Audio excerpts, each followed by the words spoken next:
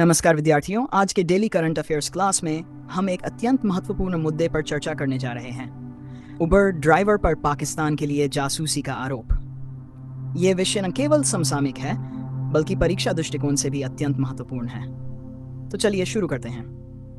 पहला भाग, चर्चा में क्यों है। हाल ही में हरियाणा की उबर ड्राइवर ज्योति रानी पर पाकिस्तान के लिए जासूसी करने का आरोप लगा है। दिल्ली में उन्हें पाकिस्तान उच्चायोग के एक अधिकारी के साथ संवेदनशील जानकारी साझा करते हुए पकड़ा गया है।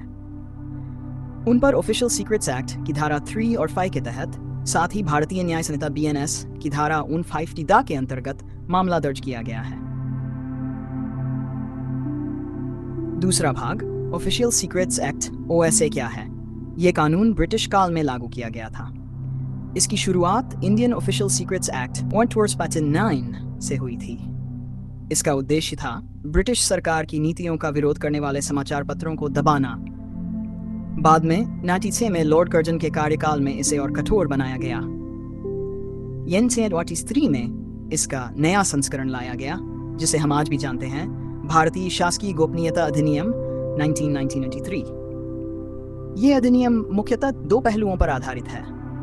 जासूसी या गुप्तचरता। सरकारी गोपनीय जानकारी का खुलासा। महत्वपूर्ण बात यह है कि यह अधिनियम गुप्त सूचना की परिभाषा स्पष्ट रूप से नहीं देता।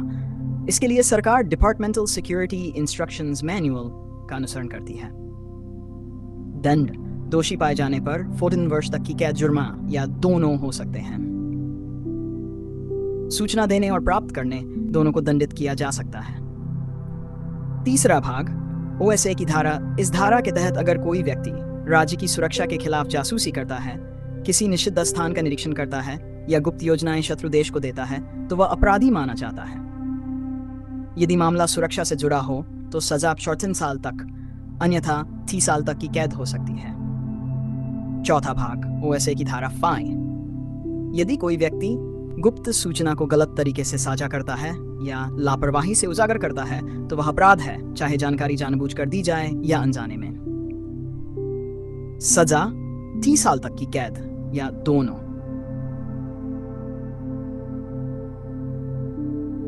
यदि कोई व्यक्ति जानबूझकर शब्दों, संकेतों, चित्रों, इलेक्ट्रॉनिक माध्यमों या वित्तीय साधनों से भारत की संप्रभुता, एकता और अखंडता को खतरे में डालता है या सशस्त्र विद्रोह, विध्वंसक गतिविधियों को बढ़ावा देता है, तो उसे आजीवन कारावास या 4 वर्ष तक की कैद या जुर्माना दिया जा सकता है। अंतिम भाग, अभ्यास प्रश्न। ऑफिशियल सीक्रेट्स एक्ट के संदर्भ में निम्नलिखित कथनों पर विचार कीजिए। 1. यह एक ब्रिटिश काल का कानून है जिसकी शुरुआत इंडियन ऑफिशियल सीक्रेट्स एक्ट 1889 से हुई थी। इसका उद्देश्य ब्रिटिश राज की नीतियों का विरोध करने वाले समाचार पत्रों को दबाना था। सही विकल्प चुनिए। A केवल 1, B केवल 2, C 1 और दोनों, D न तो 1 न ही 2। उत्तर आप कमेंट बॉक्स में जरूर दें। इस प्रकार आज की हमारी चर्चा ने न केवल एक ताज़ा समाचार को समझाया, बल्कि उससे जुड़ी हाचनी कानूनी धाराओं और उनके ऐतिहासिक परिप्रेक्ष्य को भी विस्तार से स्पष्ट किया। अगर आप चाहते हैं कि ऐसे ही महत्वपूर्ण विषयों पर रोज अभ्यास हो, तो इस चैनल को लाइक, शेयर और सब्सक्राइब जरूर करें।